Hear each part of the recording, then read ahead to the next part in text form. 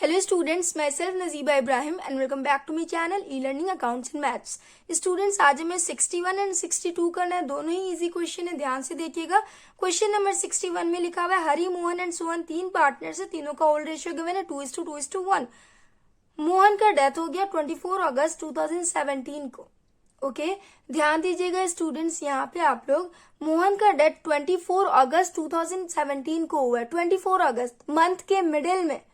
तो जब भी आपको क्वेश्चन में किसी भी पार्टनर का डेथ मंथ के मिडिल में हो जाए, ऐसा गिवन हो, तो इंस्टेड ऑफ मंथ हम डेज कैलकुलेट करते हैं। ओके लास्ट क्वेश्चन में 31 अगस्त को उसका डेथ हुआ था, तो जिस साल उसका डेथ हुआ था उस साल उसने पूरा 5 महीने काम किया था ना, तो पूरे 5 महीने का हमने उसे शेयर ऑफ प्रॉफिट दिया था।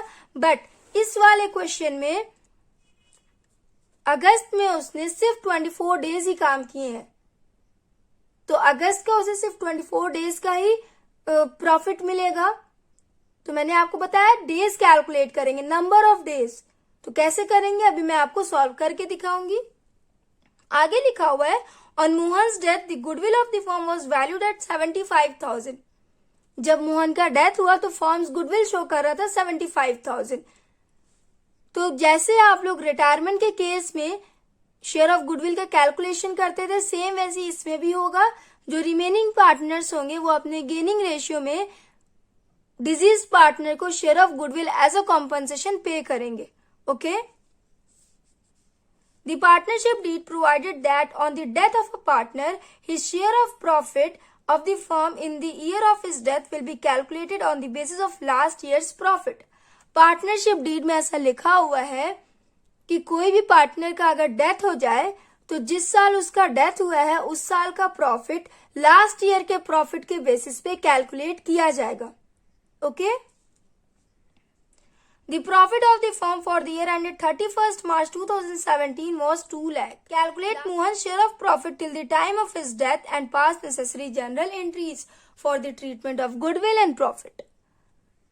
इसमें हमें शेयर ऑफ गुडविल कैलकुलेट करना है एंड उसका जर्नल एंट्री बनाना है, शेयर ऑफ प्रॉफिट कैलकुलेट करना है, उसका जर्नल एंट्री बनाना है। तो इजी क्वेश्चन है ना, ध्यान से देखिएगा। मैंने आपको बताया जब भी मंथ के मिडिल में किसी भी पार्टनर का डेथ हो तो सबसे पहले हम नंबर ऑफ डेज कैलकुलेट करते हैं। तो यहां देखिए हम नंबर ऑफ डेज कैलकुलेट करेंगे।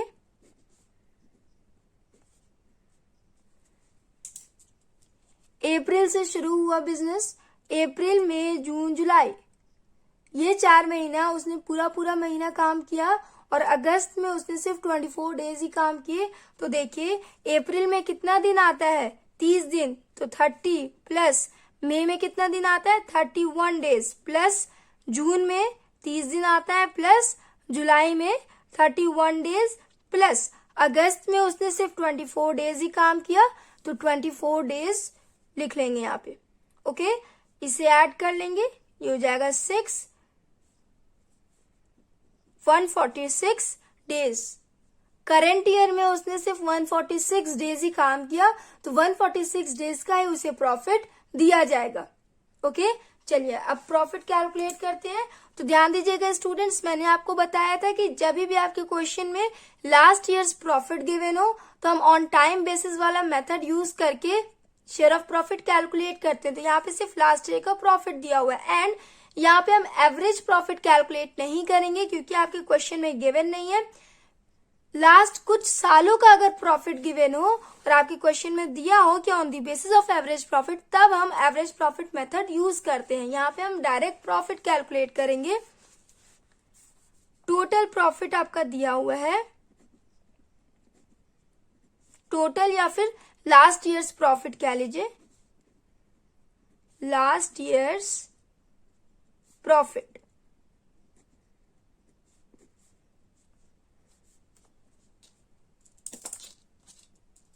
$2 lakh,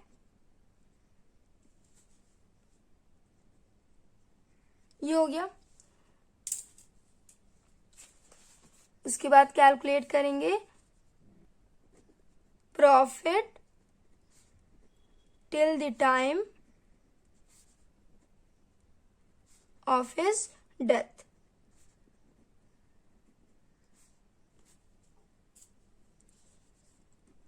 last years profit 2 lakh into current year में उसने कितने दिन काम किया 146 days. Total number of days कितना होता है एक साल में 365। ओके तो कैलकुलेट कर लेंगे कि जब उसका डेथ हुआ तो उस साल में कितना प्रॉफिट हुआ, profit till the time of his death. इसे कैलकुलेट करिए स्टूडेंट्स। 2 लाख इंटू 146 अपॉन 365 ये हो जाएगा 80,000। अप्रैल से लेके 24 अगस्त तक का प्रॉफिट आएगा 80,000। तो इस प्रॉफिट में तीनों पार्टनर्स का शेयर ऑफ प्रॉफिट होगा। इसमें से हम सिर्फ डिजीज पार्टनर का शेयर ऑफ प्रॉफिट कैलकुलेट करेंगे। तो देखिए Mohan's share of profit is equal to 80,000 into Mohan का शेयर ऑफ प्रॉफिट कितना दिया हुआ है 2/5। यहाँ पे देखिए लिखा हुआ है 2/5। 5 1 जा 5, 5 1 जा 5, 5 6 जा 30। 16,000 इंटू 2 ये हो जाएगा 32,000। मोहन शेयर ऑफ प्रॉफिट आया 32,000, ये तो आ गया तो इसकी जर्नल एंट्री बन जाएगी। अब हम शेयर ऑफ गुडविल भी कैलकुलेट कर लेते हैं। Mohan's share of goodwill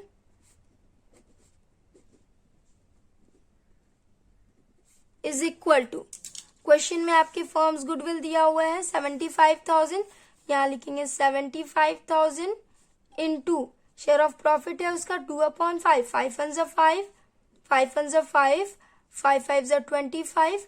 15,000 into 2 ये हो जाएगा 30,000। 30,000 आया। अब कंटिन्यूइंग पार्टनर्स अपने गेनिंग रेशियो में डिजीज पार्टनर को शेयर ऑफ गुडविल पे करेंगे। Okay as a compensation pay करेंगे। तो इसमें आपको सबसे पहले न्यू रेशियो कैलकुलेट करना होगा, उसके बाद आप गेनिंग रेशियो कैलकुलेट करेंगे। तो गेनिंग रेशियो आप लोग खुद कैलकुलेट कर लीजिएगा। मैं old ratio and new ratio आपको बता दे रही हूँ कि क्या होगा। ओल्ड रेशियो आपके क्वेश्चन में गिवन है 2:2:1।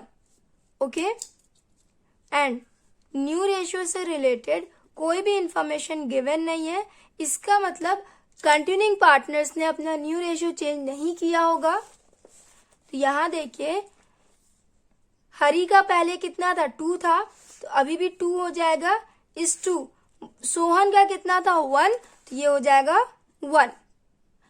मोहन का शेयर हटा देंगे, रिमेनिंग कितना बचा 2:1, तो न्यू रेशियो हो जाएगा 2:1। ओके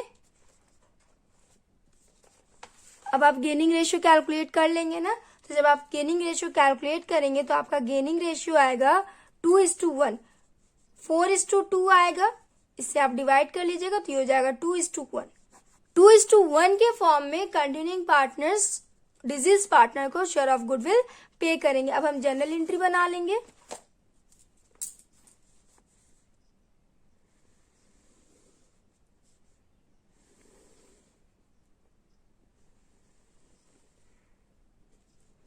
पहले गुडविल दिया हुआ है तो पहले गुडविल का बना लेते हैं।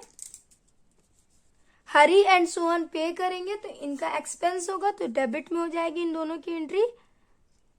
Hurries capital account debit, Sohan's capital account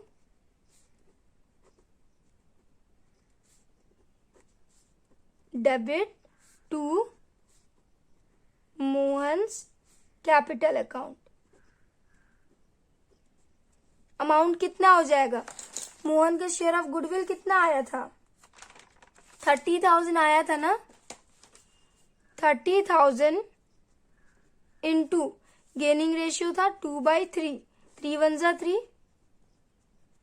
हरी देगा 20,000 एंड सोहन देगा 30,000 इंटू 1/3, ये हो जाएगा 10,000। टोटल हो जाएगा 30,000। हो गया। नरेशन इसका क्या हो जाएगा share of goodwill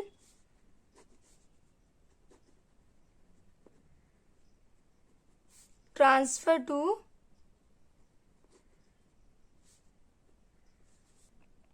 Mohan's capital account. ध्यान से देखिएगा स्टूडेंट्स, आपके क्वेश्चन में ऐसा कोई इन्फॉर्मेशन गिवन नहीं है कि हरि एंड सोहन ने अपना न्यू रेशियो चेंज किया है। मतलब जितना उनका ओल्ड रेशियो था उतना ही उनका न्यू रेशियो भी होगा।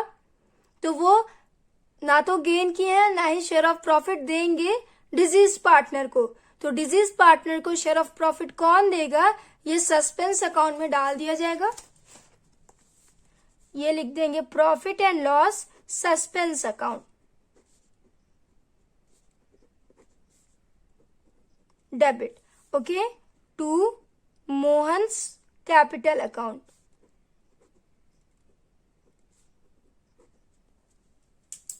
कितना आया था इसका शेयर ऑफ प्रॉफिट? 32,000 ना, 32,000 एंड 32,000 हो गया। नरेशन इसका क्या हो जाएगा? शेयर ऑफ प्रॉफिट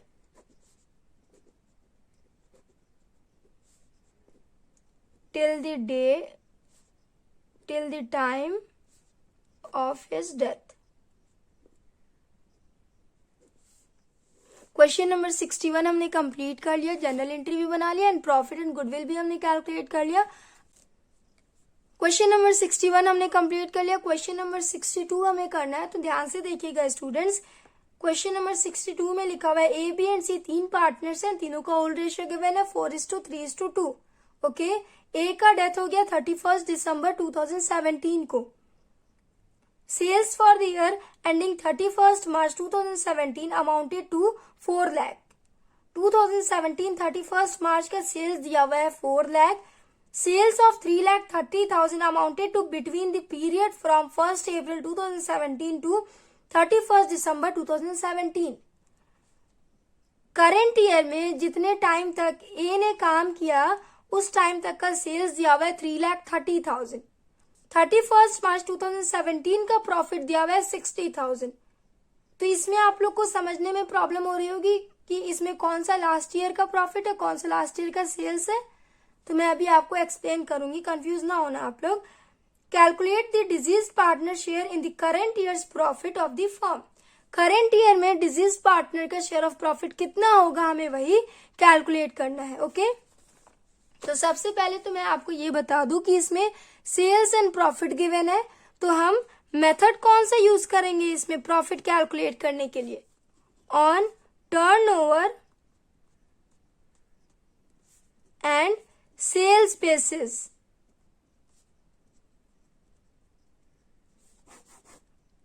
ये वाला मेथड यूज करेंगे। अब देखिए इस मेथड से प्रॉफिट कैसे कैलकुलेट किया जाता है, तो बहुत ही ईजी है। पहले मैं आपको एक्सप्लेन कर दूं कि इसमें से ये ए का कब डेथ हुआ, कौन से साल में डेथ हुआ एंड किस ईयर का प्रॉफिट दिया हुआ है।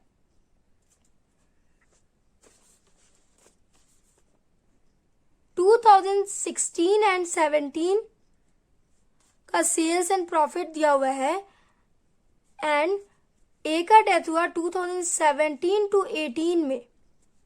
ओके, 31 मार्च 2017 का सेल्स दिया हुआ है 4 लाख एंड प्रॉफिट दिया हुआ है 60,000।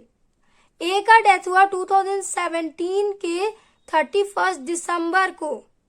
यहाँ का अगर आप दिसंबर समझ रहे थे तो यहाँ पे 31 दिसंबर 2016 होगा, बट वो 17 में उसका डेथ हुआ है ना, तो यहाँ तो मार्च तक का ईयर एंड हो गया 31 मार्च 2017 में। उसके बाद 17 का आगे का महीना ये 2017 में होगा ना।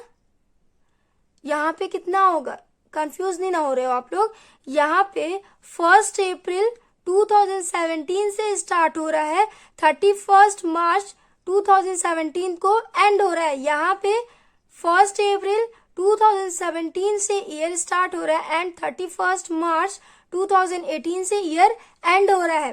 तो मार्च के बाद दिसंबर आता है ना, तो यहाँ पे 2017 एंड 18 के मिडिल में उसका डेथ हुआ है एंड जिस साल उसका डेथ हुआ है तो अप्रैल से लेके दिसंबर तक का सेल्स दिया हुआ है 3,30,000। करंट ईयर में उसने जितने टाइम तक का काम किया उतने टाइम तक का सेल्स दिया हुआ है 3,30,000। ठीक, लास्ट ईयर का सेल्स और प्रॉफिट दिया हुआ है। तो इसमें फॉर्मूला क्या होता है, देखिए सबसे पहले इसमें हम रेशियो कैलकुलेट करते हैं, सेल्स और प्रॉफिट के बीच का रेशियो कैलकुलेट करते हैं। Ratio of profit to sales, total sales से कंपनी को कितना प्रॉफिट हुआ, कितना परसेंट प्रॉफिट हुआ, हमें ये कैलकुलेट करना है। ओके, तो देखिए लास्ट ईयर का प्रॉफिट कितना था 60,000, सेल्स कितना था 4 लाख इंटू 100,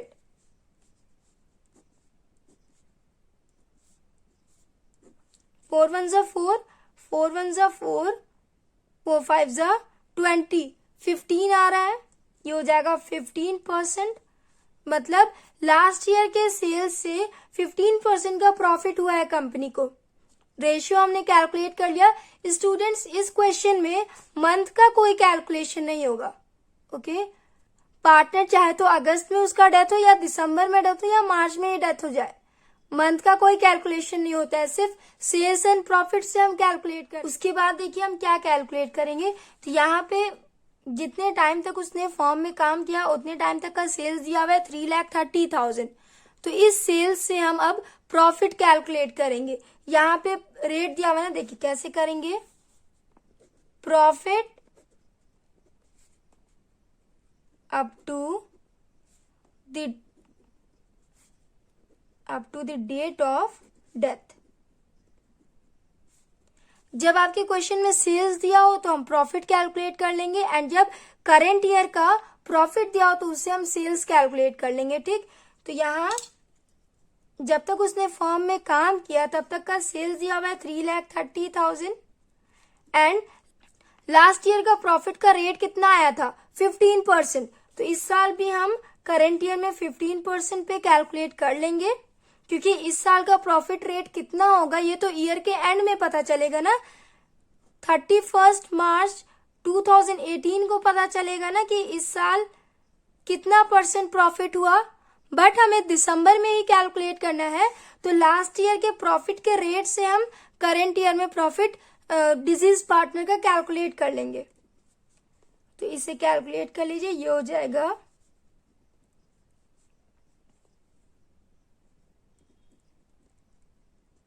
49,500। जब तक डिजीज पार्टनर फर्म में काम किया है तब तक का सेल्स था 3,30,000। अब हमने प्रॉफिट भी कैलकुलेट कर लिया, तो ये हो जाएगा 49,500। 49,500 प्रॉफिट आया, तो इस प्रॉफिट में सारे पार्टनर्स का शेयर होगा। इसमें से हम डिजीज पार्टनर का शेयर ऑफ प्रॉफिट कैलकुलेट करेंगे। डिजीज पार्टनर कौन था, ए था। एज शेयर ऑफ प्रॉफिट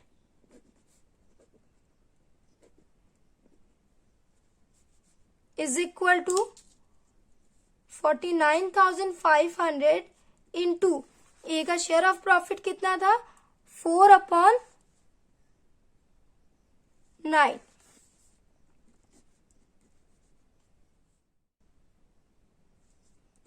9 1 जा 9, 9 5 जा 45, 9 5 जा 45, 5,500 इंटू 4, ये हो जाएगा 4 5 जा 20, 4 5 जा 20 प्लस 2 22,000।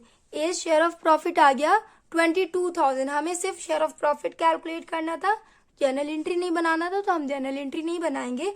यहाँ लिखा हुआ है 22,000। समझ में आया है आपको? क्वेश्चन तो सॉल्व हो जाता है। मैटर क्या करता है, मैटर ये करता है कि आप लोग को समझ में आना चाहिए। टाइम बेसिस वाला मेथड तो आपको समझ में आ गया होगा, ये वाला समझने में थोड़ा सा प्रॉब्लम हुआ होगा।